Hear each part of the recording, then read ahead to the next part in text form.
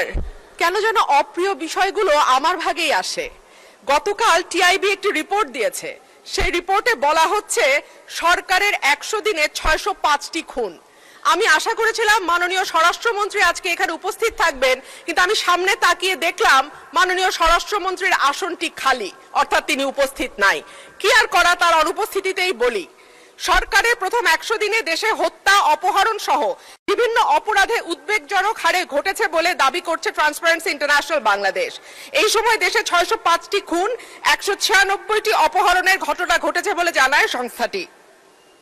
প্রতিবেদনে দেয়া পরিসংখ্যানে দেখা যায় মার্চ ও এপ্রিল মাসে মোট 605টি খুন, 294টি ছিনতাই, 90টি ডাকাতি, 196টি অপহরণের ঘটনা ঘটেছে। একই সময় পুলিশের উপর হামলার ঘটনা ঘটেছে 129টি, চুরির ঘটনা 2214টি। এছাড়া নারী ও শিশু নির্যাতনের ঘটনা ছিল 3496টি। আলোচিত সময় ধর্ষণের শিকার হয়েছে 78 থেকে 102 জন, গণধর্ষণের শিকার 30 থেকে 36 এবং ধর্ষণের শিকার শিশুর সংখ্যা 49 থেকে 71 জন।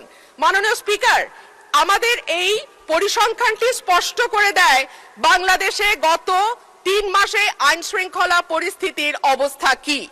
আমি বলেছিলাম যে এই সরকারের অর্থনীতি এবং আইন শৃঙ্খলা এই দুটো বিষয়ে যারা মন্ত্রণালয়ের দায়িত্বে আছেন তাদের উপরে নির্ভর করবে 50 ভাগ এবং বাকি 50 ভাগ অন্যান্য মন্ত্রণালয়ের উপরে, যে এই সরকারটি কতটুকু সফল বা ব্যর্থ হবে।